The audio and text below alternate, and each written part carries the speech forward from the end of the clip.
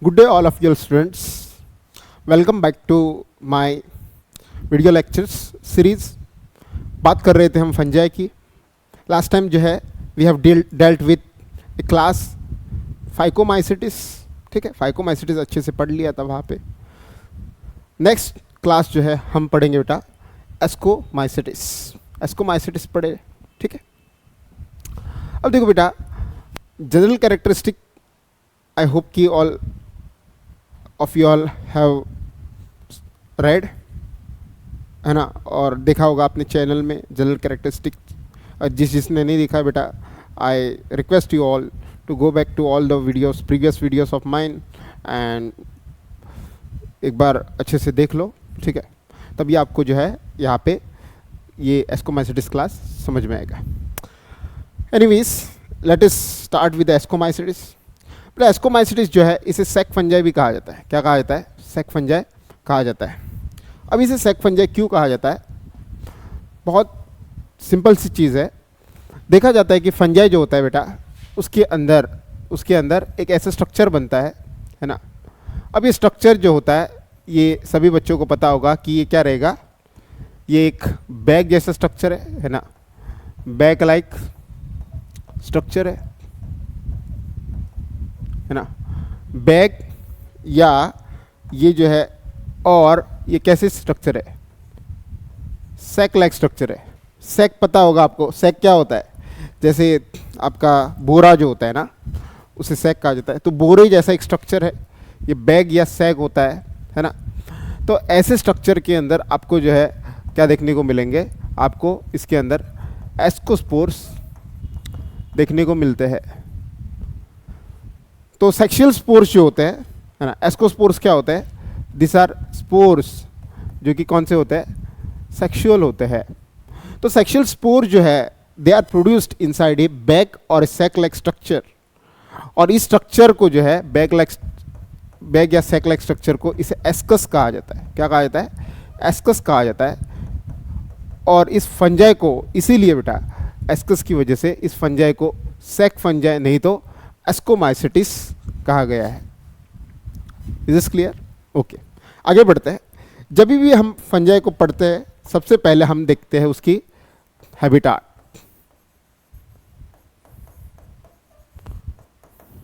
देखा जाता है कि ये फंजाई जो है ना, it is a terrestrial fungi. Terrestrial का मतलब क्या है? ये जमीन पे रहने वाला फंजाई.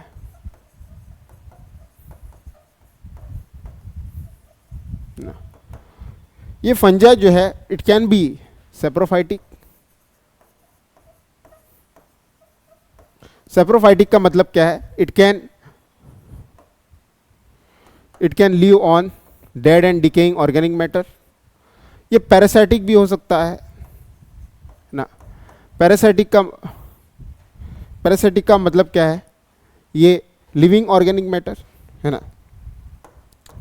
सो सेप्रोफाइटिक कब होगा? जब ये डेड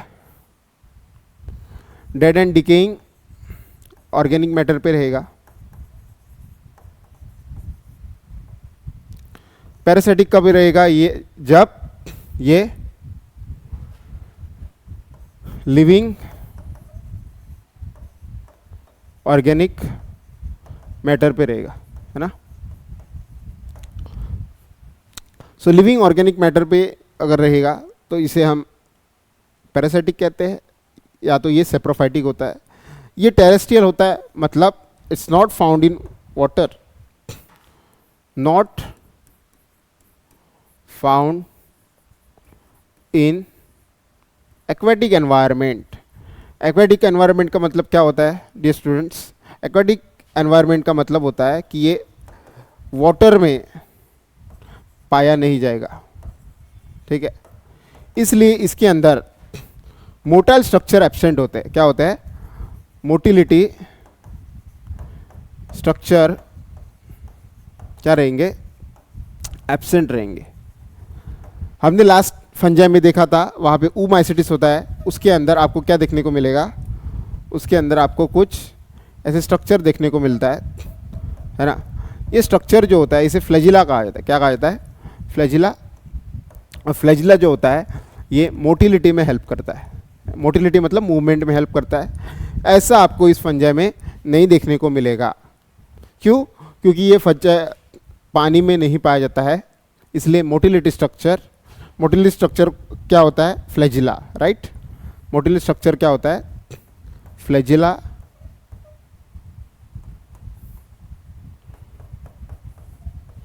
फ्लैजिला एब्सेंट रहेगा। ओके, अब नेक्स्ट देखो, ये फंजाई जो है आपको और कहाँ पे देखने को मिलेगा? देखा जाता है कि ये फंजाई जो है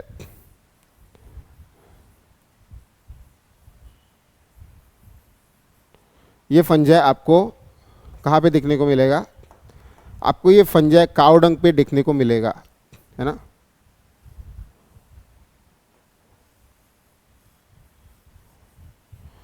काऊ डंग पे आपको ये फंजाई देखने को मिलता है ना। जैसे रोड साइड में कहीं पे काऊ डंग रहेगा तो वहाँ पे आपको एस्कोमाइसिटिस के फंजाई देखने को मिलेगा, है ना। कहाँ पे? काऊ डंग पे। इसलिए जो है इसे एस्कोमाइसिटिस को डंग फंजाई भी कहा जाता है। क्या कहा जाता है? डंग फंजाई। डंग क्या होता है बेटा? डंग होता है गोबर, है ना। गाय का जैसे गोबर है उसे डंग कहा जाता है, इसे डंग फंजाई कहा जाता है। साइंटिफिकली जो है इसे कोप्रोफिलस कहा जाता है।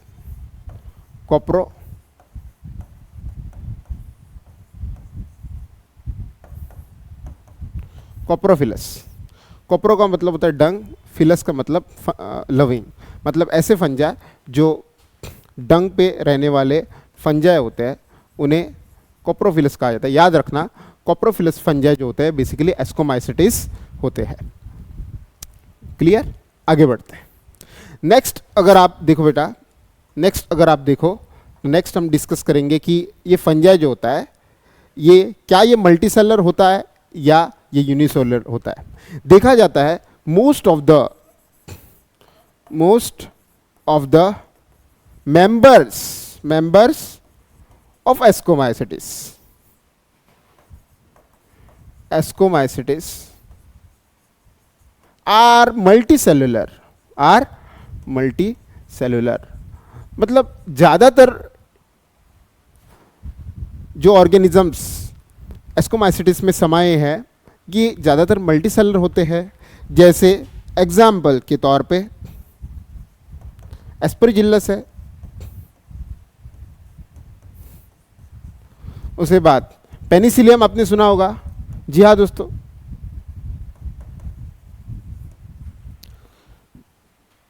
स्टूडेंट्स पेनिसिलियम जो आपने पढ़ा होगा, पेनिसिलियम भी कहाँ पे बिलोंग करेगा? Penicillium is also belonging to whom? Belonging to ascomycetes. Is this clear? तो एस्परजिलस है, पेनिसिलियम है, ये सभी फंजाई जो है ये एस्कोमाइसिटिस को बिलोंग करते हैं। अब देखो ये फंजाई जो होते हैं ये सभी मल्टीसेलुलर है, लेकिन देखा जाता है रेयरली मतलब बहुत ही कम चांस ऐसा होता है कि यहाँ पे यूनिसेलुलर भी ऑर्गेनिजम्स पाए जाते हैं या यूनिसेलुलर फंजाई पाया जाता है। इसलिए रेयरली यूनिसेलुलर होते हैं, है ना। इसका एग्जाम्पल आप देखो तो आपने इसे सुना होगा बार बार। एग्जाम्पल होता है ईस्ट, राइट। ईस्ट अगर देखा जाए तो ईस्ट क्या होता है? एक यूनिसेलुलर रहेगा ना, एक यूनिसेलुलर होता है।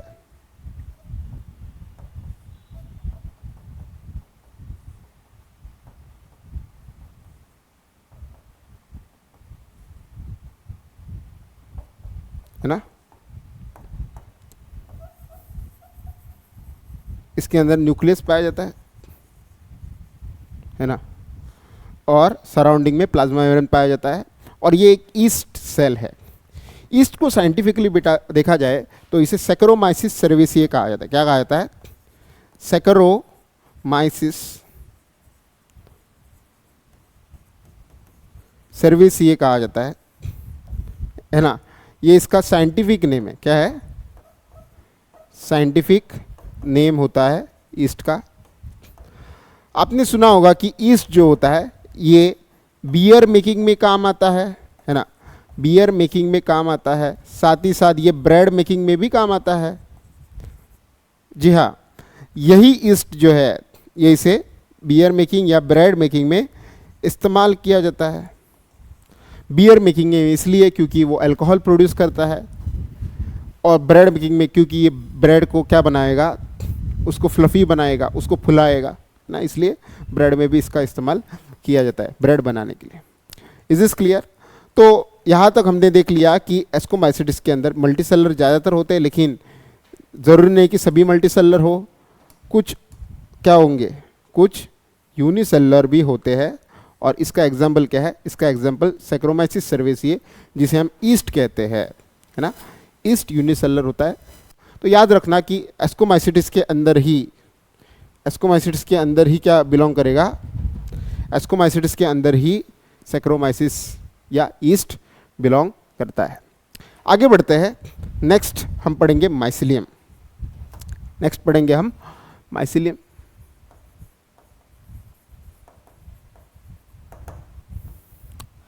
देखो, मैंने माइसिलियम जो है आपको ऑलरेडी अच्छे से समझा दिया है।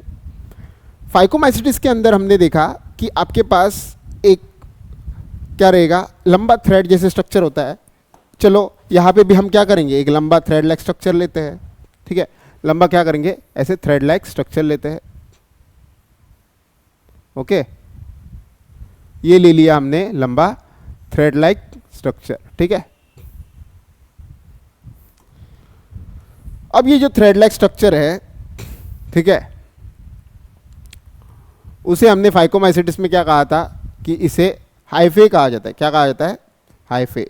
इसे क्या कहा जाता है बेटा, इसे हाइफे कहा जाता है। लेकिन यहाँ पे आप अगर देखोगे तो ये जो हाइफे होता है, इसके अंदर आपको क्या देखने को मिलेगा, इसके अंदर ब्रांचिंग देखने को मिलता है। इसका मतलब ये थ्रेड लाइक स्ट्रक्चर जिसे हम हाइफे कहते हैं, इसके अंदर क्या देखने को मिलता है, देयर इज ब्रांचिंग, है ना। उसके बाद देखो, इसके अंदर जो है आपको क्या देखने को मिल रहा है, बहुत सारा न्यूक्लियस है ना, न्यूक्लियस है।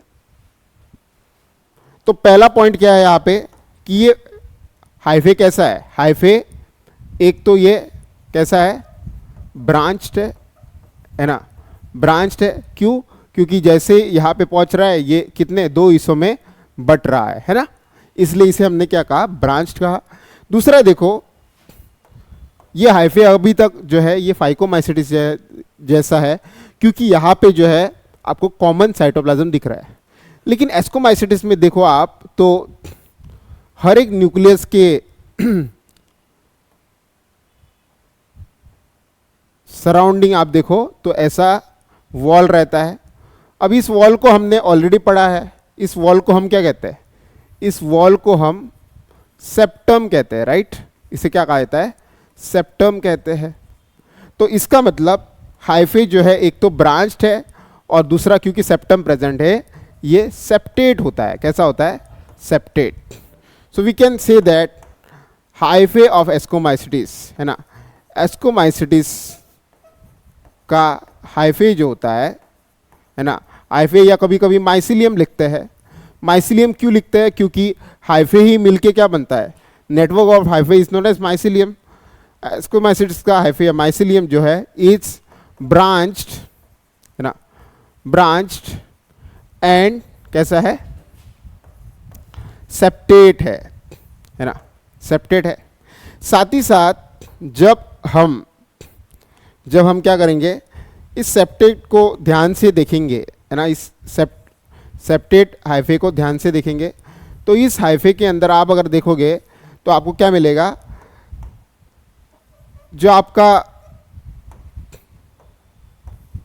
सेप्टा होता है, सेप्टे के अंदर एक पोर जैसा स्ट्रक्चर होता है, राइट। सेप्टे के अंदर बेटा क्या होता है, एक पोर जैसा स्ट्रक्चर होता है। और ये पोर जैसा स्ट्रक्चर जो है, ये पोर जैसा स्ट्रक्चर क्या रहेगा, इट इज ए सिंपल पोर, है ना। ये कैसा रहेगा, सिंपल पोर, क्योंकि ये सेप्टा के अंदर है ना, क्योंकि ये पोर किसके अंदर है, सेप्टा, तो सिंपल सेप्टल पोर होगा।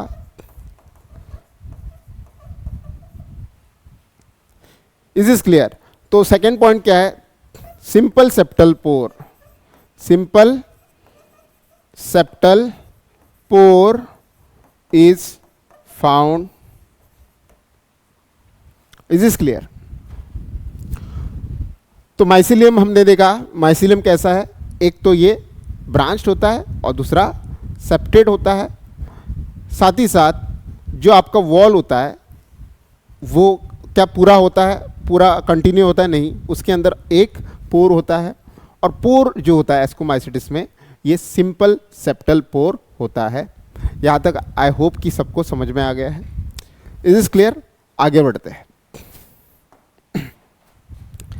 नेक्स्ट जब हम देखेंगे,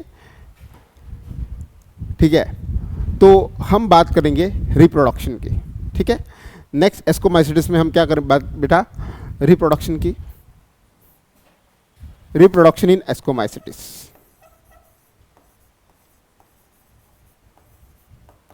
रिप्रोडक्शन इन एस्कोमाइसिटिस।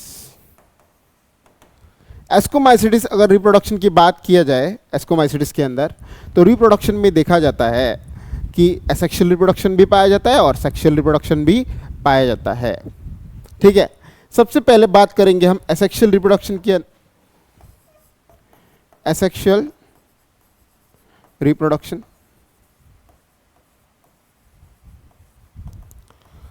अब एसेक्सुअल रिप्रोडक्शन की जब बात करते हैं हम, तो एस्कोमाइसिटिस में देखा जाता है it is by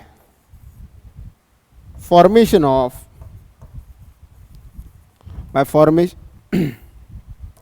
formation of conidia.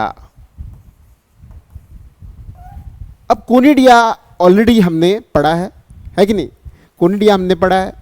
Conidia मैंने आपको पढ़ाया था कि एस्परजिलस होता है, एस्परजिलस या पेनिसिलियम होता है, इफ यू रिमेंबर, ऐसा कुछ पढ़ा था ना हमने। देखो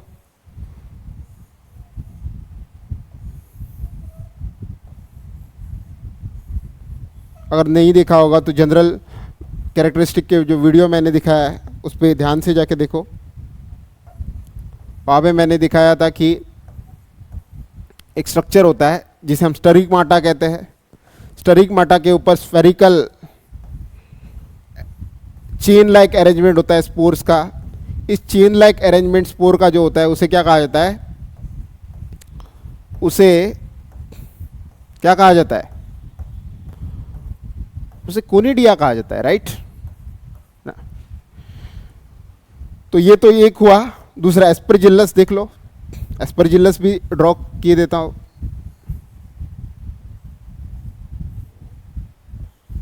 हाँ, तो कोनिडिया किस पे रहेगा?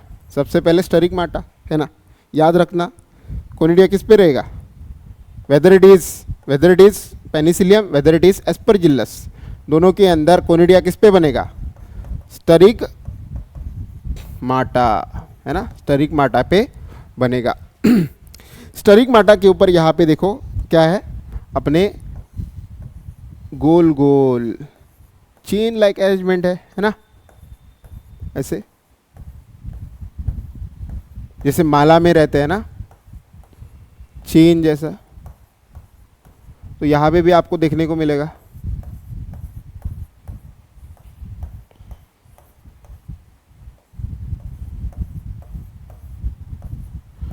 तो ये अपना एस्परजिलस है, दिस इज एस्परजिलस।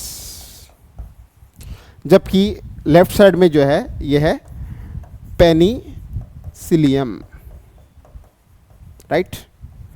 दोनों के अंदर आप अगर देखो कॉमन सी चीज़ है ना, स्टरिगमाटा है। स्टरिगमाटा के ऊपर ये आप देख रहे हो, राइट, दिस वन या दिस वन, दोनों क्या है? Chain like arrangement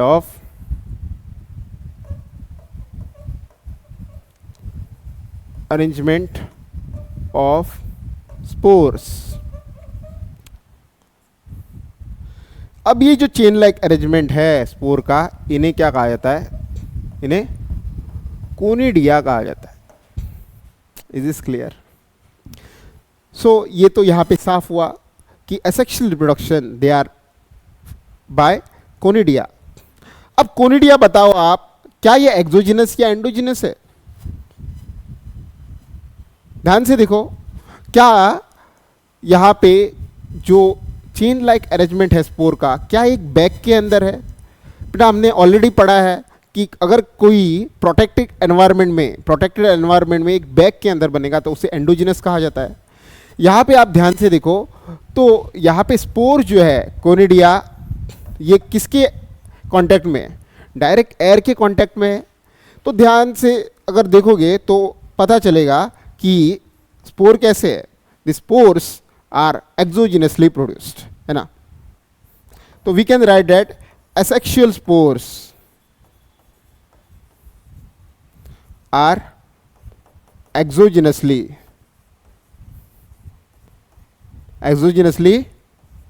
produced.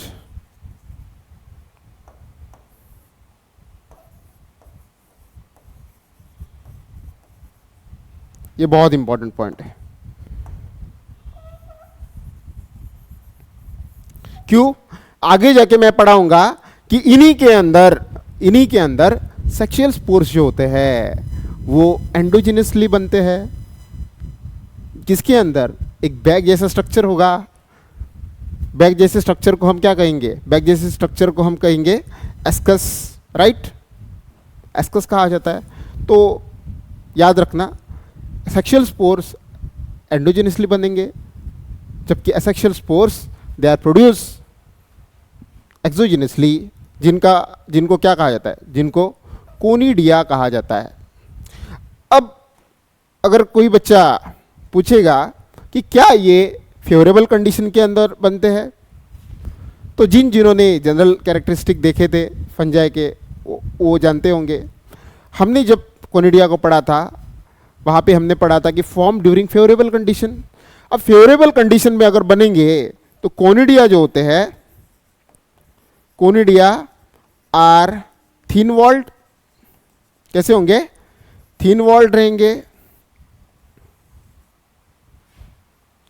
और क्योंकि ये स्पोर कौन से फंजाई में बनते हैं? एस्परजिलस हो या पेनिसिलियम हो, दोनों कौन से फंजाई? टेरेस्ट्रियल है। टेरेस्ट्रियल अगर है तो कोनिडिया कौन से रहेंगे? नॉन मोटाइल रहेंगे। Non motile spores, right? याद रखना, conidia are thin walled non motile spores. कब बनेंगे ये बनेंगे फेवरेबल कंडीशन के दौरान। कौन से? Favourable condition.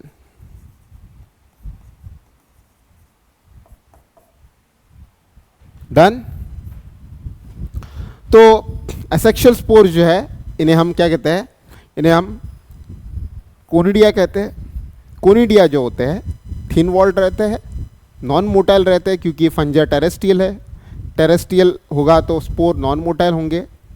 साथ ही साथ क्योंकि ये थिन वॉल्ड होते हैं, इसका मतलब ये फेवरेबल कंडीशन में बनते हैं, क्योंकि थिक वॉल्ड जो अगर होगा तभी आपको अनफेवरेबल कंडीशन में स्पोर, मतलब thick walled spore unfavourable condition में बनते हैं। Is this clear? ओके। तो आई होप बेटा कि आपको एसेक्सुअल रिप्रोडक्शन समझ में आया होगा। आगे बढ़ते हैं हम सेक्सुअल रिप्रोडक्शन।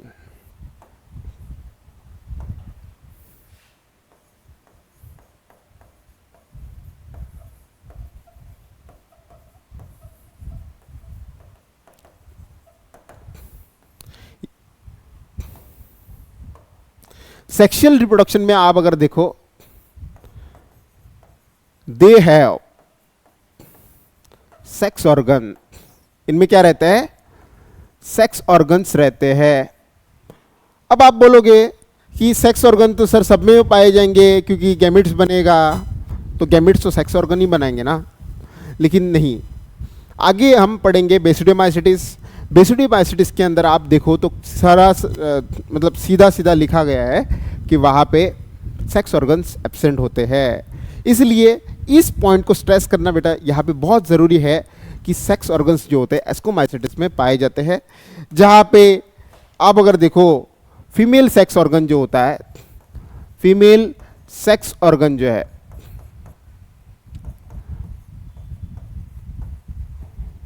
इसे ऊगोनियम कहा जाता है। क्या कहा जाता है? ऊगोनियम कहा जाता है। Is this clear? Female sex organ is known as oogonium और मेल सेक्स ऑर्गन जो है उसे एंथ्रिडियम कहा जाता है। ठीक है, इज दिस क्लियर? तो याद रखना एस्कोमाइसिटिस के अंदर जो है स्पेसिफिक सेक्स ऑर्गन्स बनते हैं जिसके अंदर मेल और फीमेल गैमेट्स बनेंगे। क्योंकि यहाँ पे फीमेल सेक्स ऑर्गन है, यहाँ पे ये क्या बनाएगा? ऊगोनियम फीमेल गैमेट बनाएगा, राइट? फीमेल गैमेट बनाएगा।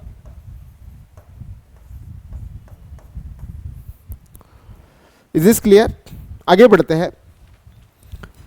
अब देखते हैं कि सेक्सुअल रिप्रोडक्शन होता कैसे है। Let us take example. जैसे मान लेते हैं कि मेरे पास एक फंजा है।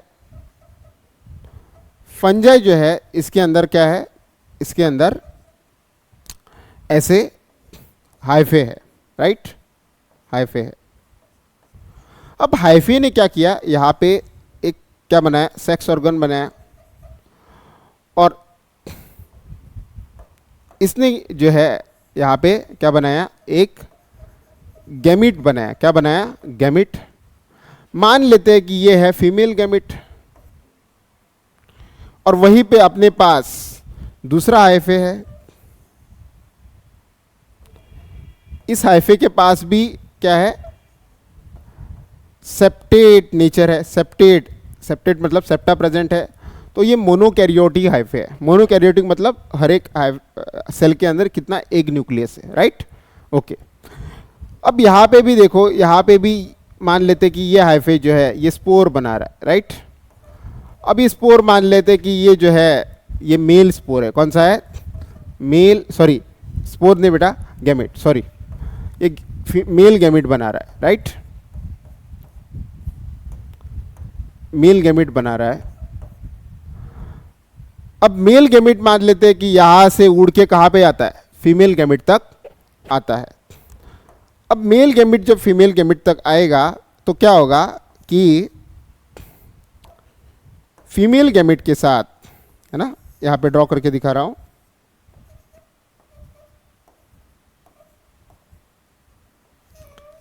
फीमेल गैमेट जो है उसके साथ बेटा मेल गैमेट जो है वो क्या करेगा? फ्यूज करेगा,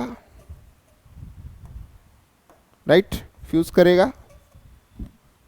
अब जब फ्यूज करेगा तो इफ यू रिमेंबर, ऐसे स्ट्रक्चर को हम क्या कहते हैं? इसे हम डाई कैरियन कहते हैं। क्या कहते हैं? डाई कैरियन कहते हैं। इसके अंदर ध्यान से देखो तो हमारे पास स्ट्रक्चर क्या है? N+N है ना? तो फीमेल का जो न्यूक्लियस है वो N है, मेल का न्यूक्लियस है वो क्या है? N है। तो फीमेल और मेल का न्यूक्लियस मिला के क्या है? N+N है। और जो भी यहां पे हुआ है उसे हम क्या कहते हैं? इसे हम first step of sexual reproduction, if you remember, first step कौन सा होता है? इफ यू रिमेंबर, कौन सा होता है? गुड। इसे प्लाज्मोगेमी कहा जाता है। क्या कहा जाता है? प्लाज्मोगेमी।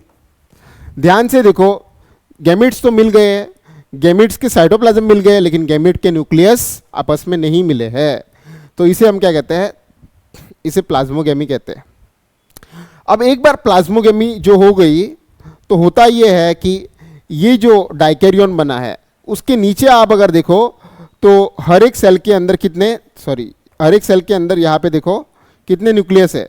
हर एक सेल के अंदर एक न्यूक्लियस है। तो ये जो डाइकैरियन है वो बाकी सभी जिसके अंदर एक सिंगल न्यूक्लियस है उसके अंदर भी क्या करेगा? दो न्यूक्लियस बनाएगा। अब ये बनाने के लिए ये एक मेथड का इस्तेमाल करता है ना। जैसे मान लो कि मेरे पास फंजा है, अब ये जो ऊपर था डाइकैरियन, तो डाइकैरियन के अंदर आपने देखा होगा कि कितने न्यूक्लियस थे, दो न्यूक्लियस थे। तो ये क्या करेगा कि बगल वाला जो सेल है, राइट, उसके अंदर एक न्यूक्लियस है, तो ये क्या करेगा, खुद माइटोसिस करके कितना, दो न्यूक्लियस बनाएगा, है ना। खुद क्या करेगा बेटा, ये माइटोसिस करेगा। यहाँ पे क्या करेगा, माइटोसिस तो पता है आपको, इक्वेशनल डिवीजन होता है। तो ग्रीन के 9 न्यूक्लियस बनेंगे, है ना।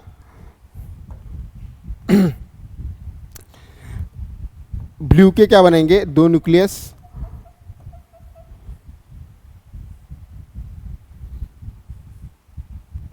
अब ये क्या करेगा, धीरे से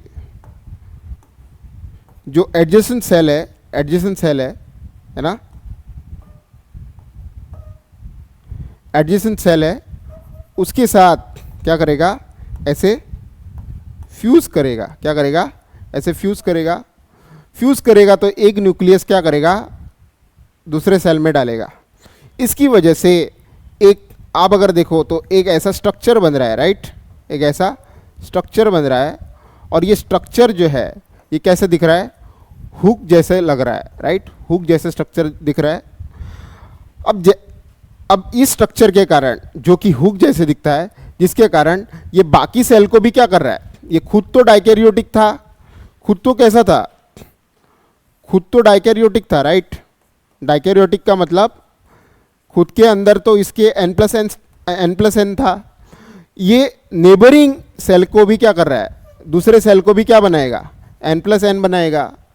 मतलब जो आपका डाइकैरियन बना था, दूसरे सेल को भी क्या बना रहा है, डाइकैरियोटिक कर रहा है ना। तो हुक फॉर्मेशन जो होता है, हुक फॉर्मेशन, इसे एक नाम दिया गया है, इसे याद रखना, इसे क्रोजियर मेथड कहा जाता है। क्या कहा जाता है, क्रोजियर मेथड कहा जाता है। और इस क्रोजियर मेथड के कारण जो आपका डाइकैरियन बना, वो डाइकैरियन जो होता है वो आगे जाके सभी जो आपके मोनोकैरियोटिक हाइफे था, उस मोनोकैरियोटिक हाइफे को किस में कन्वर्ट करेगा, इस पूरे मोनोकैरियोटिक हाइफे को आप अगर देखो तो ये आगे जाके डाइकैरियोटिक हाइफे में क्या करेगा, कन्वर्ट करेगा। तो आपने समझ लिया होगा कि यहाँ पे देखो हर एक सेल के अंदर एक न्यूक्लियस है।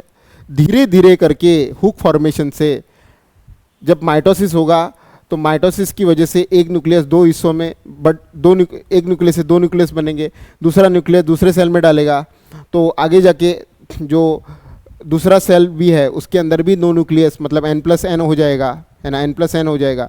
उसके बाद ये भी माइटोसिस करके दूसरे सेल के अंदर, है ना, आगे जाके, तो बेसिकली सभी सेल जो है आपको क्या दिखेंगे, आगे जाके सभी सेल बेटा क्या दिखेंगे आपको, सभी सेल डाइकैरियोटिक होते हुए दिखेंगे, है ना। और ऐसे माइसिलियम को हम क्या कहेंगे, ऐसे माइसिलियम को डाइकैरियोटिक माइसिलियम कहा जाता है। क्या कहा जाता है, डाइकैरियोटिक माइसिलियम कहा जाता है। ओके, अब देखो आपको यहां पे समझा रहा हूं कि हुआ क्या।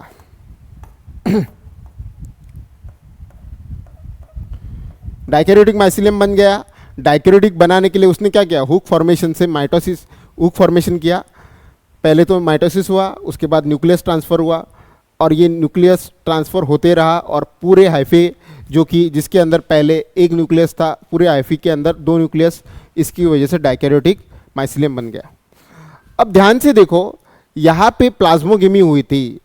प्लाज्मोगेमी के बाद बहुत देर तक, अभी तक आपको प्लाज्मोगेमी के बाद इसके अंदर जो न्यूक्लियस थे n+n, क्या इनका फ्यूजन दिखा है?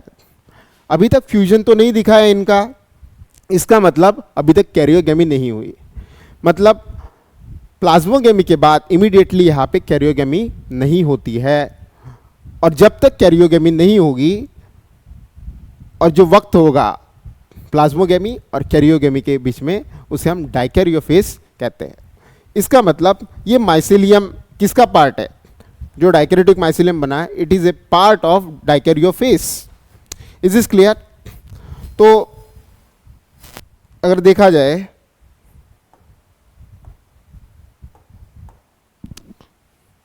हम क्या लिख सकते हैं? प्लाज्मोगेमी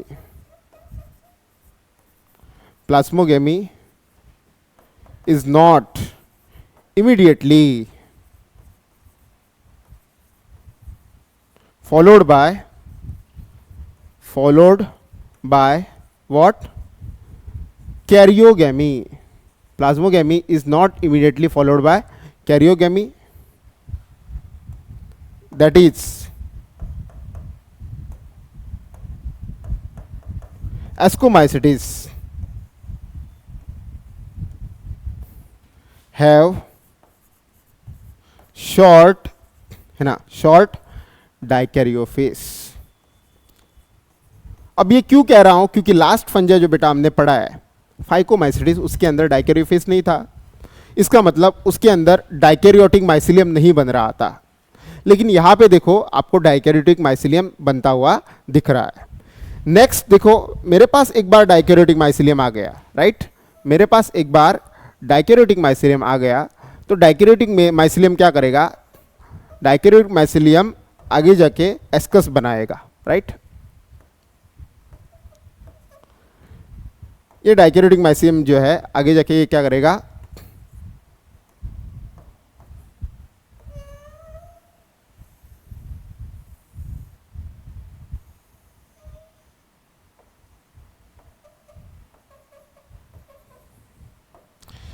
आगे जाके डाइकैरियोटिक माइसिलियम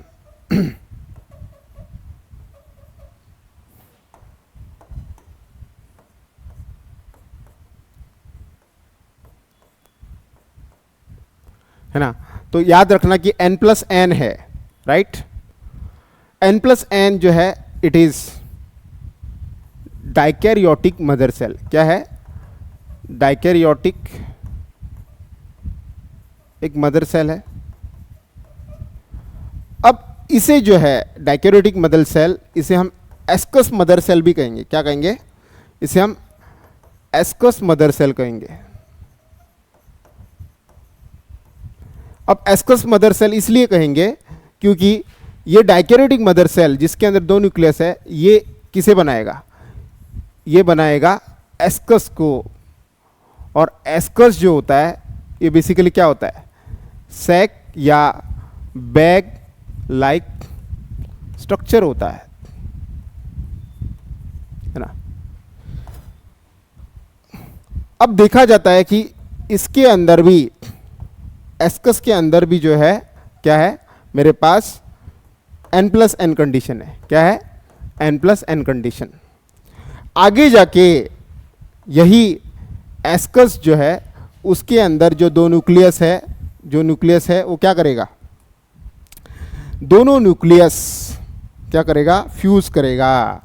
दो न्यूक्लियस क्या करेगा? यहाँ पे फ्यूज करेगा। और फ्यूज करने से क्या बनेगा? फ्यूज करने से यहाँ पे पैदा होगा जाइगोट, राइट? यहाँ पे क्या पैदा होगा? जाइगोट। अब जाइगोट पैदा होगा, इसका मतलब यहाँ पे 2n स्ट्रक्चर, जिसे हम डिप्लॉयड स्ट्रक्चर कहते हैं, राइट? और यहीं पे आपका दूसरा पार्ट कंप्लीट होगा, जिसे हम क्या कहते हैं? कैरियोगेमी कहते हैं, राइट? कैरियोगेमी। पहले हमने देखा था कि प्लाज्मोगेमी होता है। प्लाज्मोगेमी मतलब जहाँ पे डाइकैरियन बनता है, प्लाज्मा मेम्ब्रेन जो होता है वो, साइटोप्लाज्म फ्यूज होता है। सेकेंड आप अगर देखो तो कैरियोगेमी मतलब न्यूक्लियस फ्यूज होता है। क्या होता है? न्यूक्लियस फ्यूज होता है, उसे हम कैरियोगेमी कहते हैं। अब देखो कैरियोगेमी एक बार हो गया, उसके बाद नेक्स्ट क्या होगा? मियोसिस, है ना? तीसरा स्टेप जो है यहाँ पे उसे हम क्या कहेंगे, उसे हम मियोसिस कहते हैं। मियोसिस का मतलब क्या होता है उसे समझाता हूँ। जैसे मेरे पास एक 2n है, याद रखना, डिप्लॉयड सेल है। ये डिप्लॉयड सेल जो है पहले 2 हिस्सों में बटेगा जिसे हम n कहेंगे, है ना। जैसे 2n 4c रहता है, वो n 2c और n 2c में बढ़ जाता है बेटा, और आखिर में ये nc nc nc और nc। कुल मिला के अगर मेरे पास एक डिप्लॉयड सेल है, उसमें से 4 हैप्लॉइड स्पोर्स बनेंगे। क्या बनेंगे? 4 हैप्लॉइड स्पोर्स बनते हैं। तो यहाँ पे भी सेम चीज़ होगा। यहाँ पे भी आपको क्या देखने को मिलेगा, यहाँ पे मियोसिस की वजह से एक जाइगोट से कितने, यहाँ पे 4 स्पोर देखने को मिलेंगे। देखा जाता है कि ये इनमें से 2 प्लस होते हैं, 2 माइनस होते हैं, मतलब 2 मेल होते हैं, 2 फीमेल होते हैं। Is this clear? अब जो स्पोर बन रहे हैं इन्हें एस्कोस्पोर कहा जाता है। क्या कहा जाता है? एस्कोस्पोर्स कहा जाता है। Is this clear? यहाँ तक क्लियर हो गया? मेरे पास था डाइकैरियोटिक माइसिलियम। डाइकैरियोटिक माइसिलियम का एक सेल जिसे हम एस्कस मदर सेल कहते हैं। एस्कस मदर सेल कैसे रहती है? डाइकैरियोटिक रहता है। वो एस्कस को बनाता है ना, क्यों? इसलिए उसे मदर सेल कहा हमने। एस्कस जो होता है उसके अंदर n+n होता है, और n+n जो होता है वो फ्यूजन करता है, फ्यूजन न्यूक्लियस। फ्यूजन से आपको क्या मिलेगा? जाइगोट मिला। इसका मतलब यहाँ पे क्या हुआ? कैरियोगेमी। कैरियोगेमी जो है उसके अंदर न्यूक्लियस फ्यूज हो रहा है। न्यूक्लियस फ्यूज होने के बाद थर्ड स्टेप होता है मियोसिस। मियोसिस का मतलब क्या होता है? रिडक्शन, जिसे हमने अभी देख लिया। रिडक्शन में देखो मेरे पास एक सेल रहेगा, ऐसे जाइगोट है, राइट। जैसे मेरे पास जाइगोट है, जाइगोट से कितने, जाइगोट डिप्लॉयड होता है, मतलब 2n होता है, और जाइगोट से n 4 हैप्लॉइड स्पोर आपको मिलते हैं, जैसे मैंने यहाँ पे दिखाया। In case of ascomycetes in spore को मैंने क्या कहा? एस्कोस्पोर्स। ओके, तो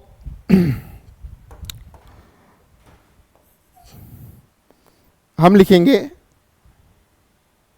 स्पोर्स प्रोड्यूस्ड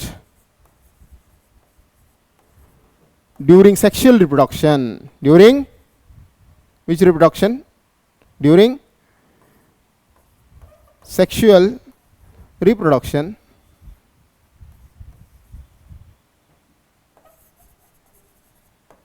are called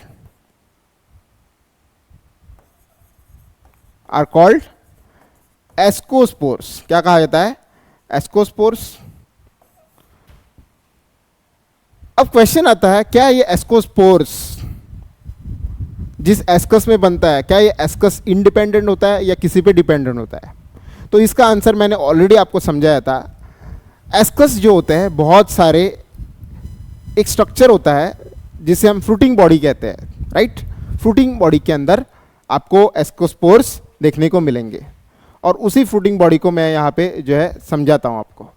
जैसे देखो मेरे पास ऐसा एक स्ट्रक्चर है ना, ऐसा एक स्ट्रक्चर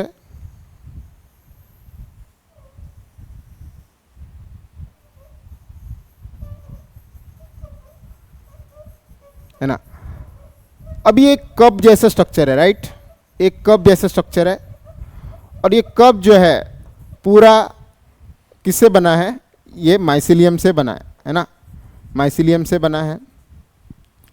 अब इस पे आप अगर देखो तो बहुत सारे आपको क्या मिलेंगे? ऐसे एस्कस मिलेंगे, बहुत सारे क्या मिलेंगे? एस्कस मिलेंगे, है ना। अब ये स्ट्रक्चर जो मिला दिखा था, हमने देखा था कप जैसा,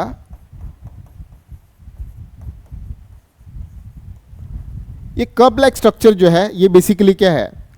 it is nothing but it is fruiting body of ascomycetes, है ना। तो कप शेप स्ट्रक्चर जो है ये क्या है? ये फ्रूटिंग बॉडी है एस्कोमाइसिटिस की। तो इस फ्रूटिंग बॉडी को जो है क्या कहा जाएगा, कार्प। कार्प माने फ्रूट, है ना, क्योंकि एस्कोमाइसिटिस की फ्रूटिंग बॉडी है, इसे क्या कहा जाएगा, एस्कोकार्प। याद रखना, इसे क्या कहा जाएगा, एस्कोकार्प। एस्कोकार्प के अंदर बहुत सारे क्या रहेंगे, बहुत सारे एस्कस रहेंगे। तो बहुत सारे रहेंगे तो उसे प्लूरल मतलब एसआई कहा जाता है, जो कि प्लूरल होता है, प्लूरल ऑफ एस्कस। मतलब एक रहेगा तो इसे हम क्या कहते हैं, एस्कस कहते हैं, एस्कस कहते हैं। बहुत सारे रहेंगे तो एसआई। अब एसआई के अंदर, हर एक एस्कस के अंदर आपको क्या देखने को मिलेगा, हर एक एस्कस के अंदर आपको स्पोर्स देखने को मिलते हैं। और इन्हीं स्पोर्स को हम क्या कहते हैं, इन्हीं स्पोर्स को हम एस्कोस्पोर्स कहते हैं। तो याद रखना, एस्कस स्पोर्स होते हैं, सॉरी एस्कोस्पोर स्पोर होते हैं जो सेक्सुअल रिप्रोडक्शन में बनते हैं। ये स्पोर्स एस्कस में पाए जाते हैं, जो कि बैग लाइक स्ट्रक्चर होता है। और ये बैग लाइक स्ट्रक्चर किस पे, एक फ्रूटिंग बॉडी जिसे हम एस्कोकार्प कहते हैं, उस पर आपको देखने को मिलेगा। आई होप यहाँ तक आपको जो है एस्कोमाइसिटिस बेटा बहुत अच्छे से समझ में आ गया होगा। अगर नहीं आया तो इस वीडियो को जो है अच्छे से दोहरा के देख लेना, एक या दो बार, थोड़ा स्पीड बढ़ा के, तो आपको अच्छे से समझ में आएगा। आई होप कि इतना एस्कोमाइसिटिस जो है नीट लेवल के लिए भी बहुत ही काफ़ी हो जाता है। Is this clear? ओके, आगे बढ़ते हैं। एग्जाम्पल्स बहुत इंपॉर्टेंट हो जाते हैं। एग्जाम्पल्स में आप अगर देखो तो कौन कौन से हैं, फटाफट लिख लेते हैं। एक होगा आपका ईस्ट, दूसरा है न्यूरोस्पोरा, उसके बाद पेनिसिलियम, उसके बाद आता है एडिबल फंजाई, है ना, एडिबल एस्कोकार्प।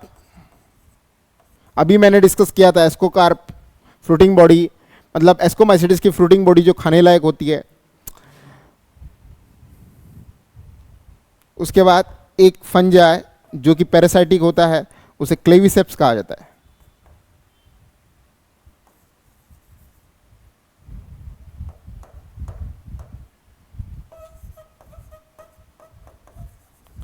क्लेविसेप्स, ठीक है। तो आपको ये सभी फंजाई जो है याद करने पड़ेंगे एस्कोमाइसिटिस के अंदर। वन बाय वन देखते हैं। ईस्ट आपको ऑलरेडी पता है ना, बियर मेकिंग एंड, और कहाँ पे इस्तेमाल होगा, ब्रेड मेकिंग में, है ना, गुड, ये हमने देख लिया। न्यूरोस्पोरा बहुत बार पूछा जाता है। न्यूरोस्पोरा जो होता है, ठीक है, उसके अंदर आप अगर देखो तो ऐसे लीनियर अरेंजमेंट ऑफ स्पोर होता है, 2 3 4 5 6 7 8, ऐसे लीनियर अरेंजमेंट होता है स्पोर का।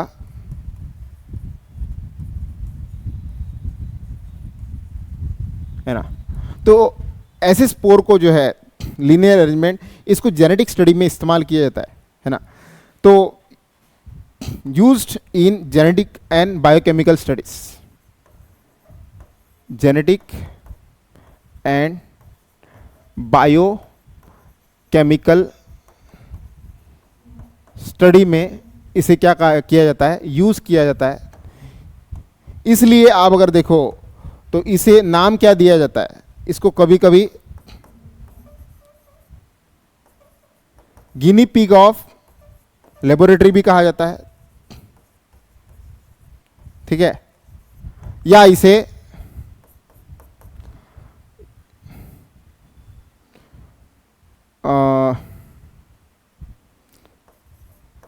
ड्रोसोफाइला ऑफ प्लांट किंगडम भी कहा जाता है।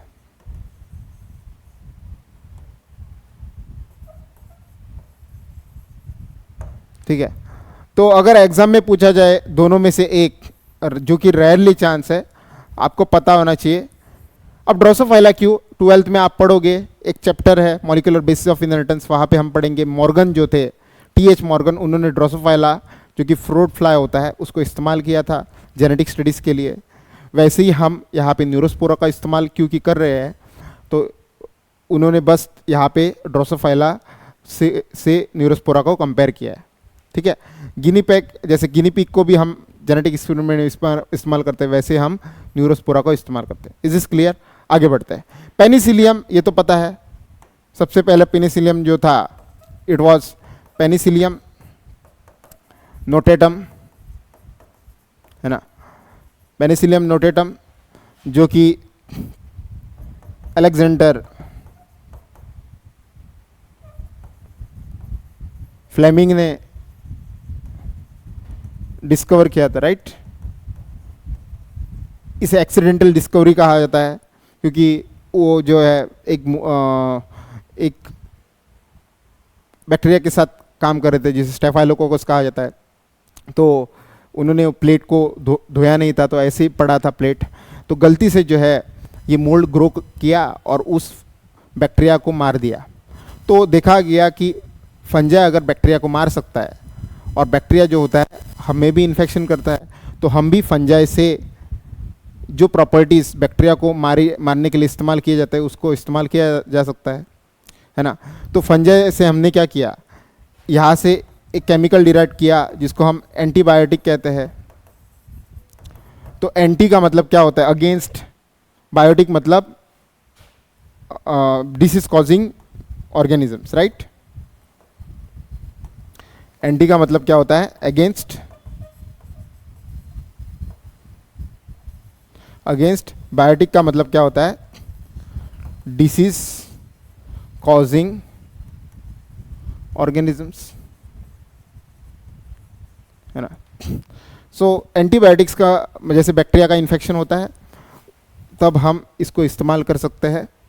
इसलिए आप अगर देखो तो पेनिसिलियम जो है, इसकी डिस्कवरी के कारण बहुत सारी सोल्जर्स की वर्ल्ड वॉर के दौरान जान बची थी। ठीक है, इसलिए इनको, अलेक्जेंडर फ्लेमिंग को नोबेल प्राइज भी दिया गया बाद में। I hope this is clear. Next आते हैं हम एडिबल फंजाई के ऊपर। एडिबल फंजाई में आप अगर देखो तो हमारे पास कौन कौन सा है, एक होता है आपके पास मोरल्स और दूसरा होता है ट्रफल्स, है ना। अब ये बताने की आपको ज़रूरत नहीं है, ट्रफल जो होता है वो या तो ऐसे वाइट कलर में पाया जाता है ना, ऐसे वाइट कलर में पाया जाता है, ज़मीन के अंदर आपको देखने को मिलता है ना। अच्छे अच्छे कंट्रीज़ में कुत्ते तैयार किए जाते हैं, जो कुत्ते जो है इनको ज़मीन में से बेटा सूंघ के निकालते हैं, ठीक है, और ये बड़े महंगे होते हैं। ये तो या तो ये वाइट होते हैं या तो ये कैसे होते हैं, या तो ये ब्लैक ट्रफल्स होते हैं। ओके, तो ट्रफल से आपने देखा होगा कि केक बनता है, राइट। तो ये जो होता है ये ट्रफल होता है, ट्रफल्स, है ना। इससे आपने देखा होगा कि केक बनता है, राइट। तो ये डेलिकेसीज होती है। मोरल और ट्रफल जो होता है दोनों एडिबल डेलिकेसीज कहा जाता है। क्या कहा जाता है, एडिबल डेलिकेसीज। डेलिकेसीज इसलिए क्योंकि ये बड़े बड़े रेस्टोरेंट में सर्व किया जाता है और बहुत ही एक्सपेंसिव होते हैं ये, ठीक है। तो डेली जैसे हम सब्जी खाते हैं वैसे हम इसे डेली खा नहीं सकते क्योंकि ये बहुत महंगे होते हैं। मॉरल्स तो आपने देखा होगा, मॉरल्स को जो है मोदी मशरूम भी कहा जाता है ना। कंट्रोवर्सी चली थी कि मोदी जो है बहुत एक्सपेंसिव मशरूम खाते हैं और मॉरल्स जो है वो उन्हीं मशरूम से में से एक है जो मोदी खाते हैं, है ना। तो मॉरल्स कुछ आपको ऐसे देखने को मिलेंगे। है ना।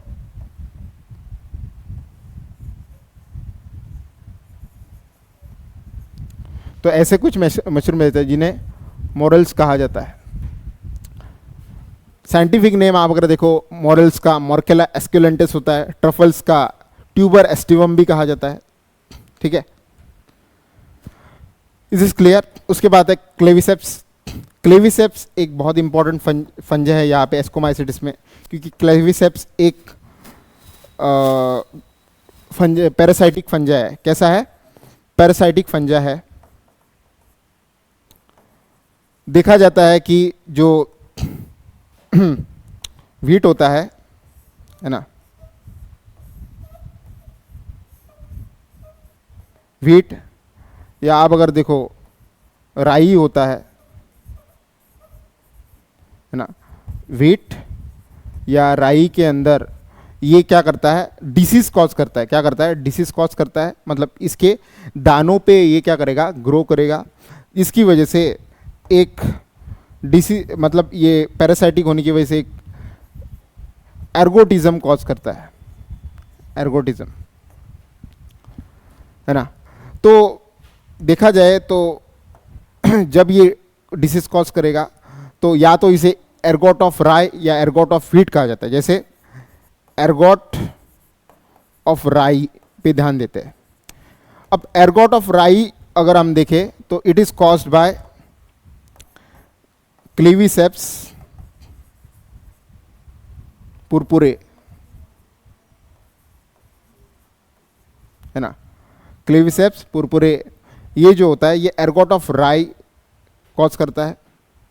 अगर ये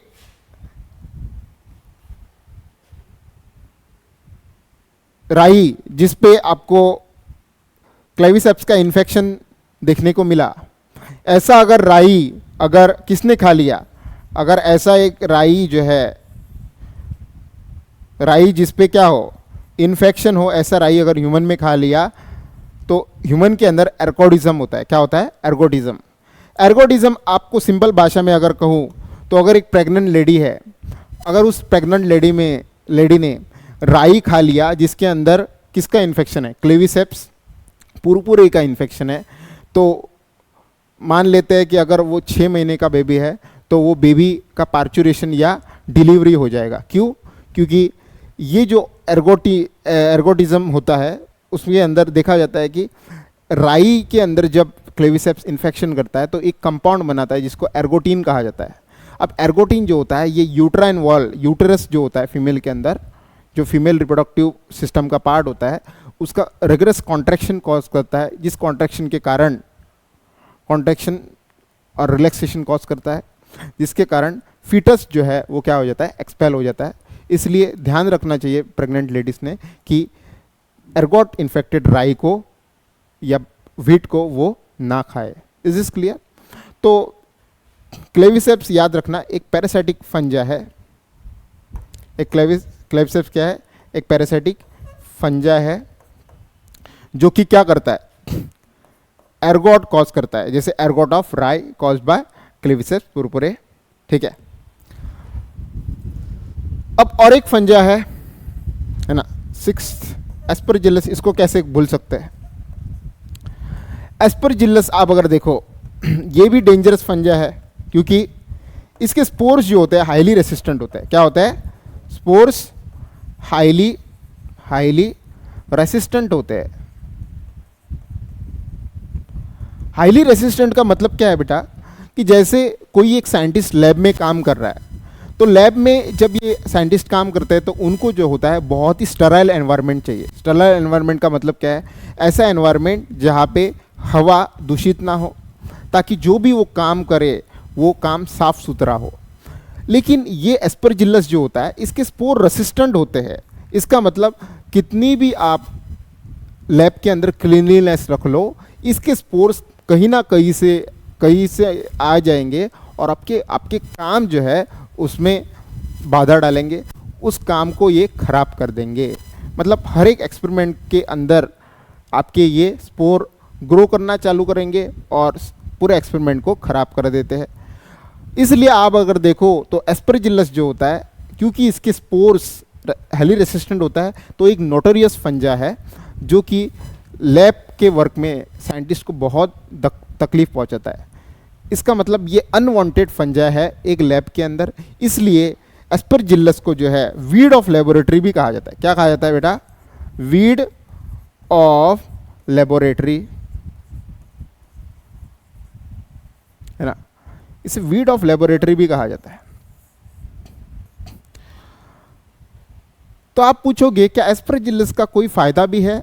यस, देखा जाता है तो एस्परजिलस जो होता है it is source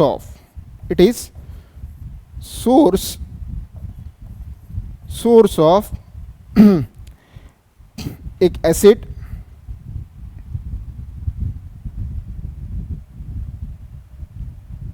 organic acid, okay, जिसका नाम है, आपने सुना होगा citric acid, right? Citric acid जो आप सॉफ्ट ड्रिंक पीते हो ना, उसके अंदर सिट्रिक एसिड होता है, जिसकी वजह से उसका टार्ट या खट्टापन लगता है। तो ये सिट्रिक एसिड जो है कई बार देखा जाता है कि एस्परजिलस से ही डिराइव्ड होता है। ओके, आई होप कि ये एग्जाम्पल्स और एस्कोमाइसिटिस जो है आपको बहुत अच्छे से समझ में आ गया हो। Okay, so will stop over here, और नेक्स्ट इसमें बेटा हम जो है पढ़ेंगे कौन सा फंजा है? बेसिडियोमाइसिटिस, जो सबसे मोस्ट इवॉल्व फंजा है। देखिए, thank you, have a nice day.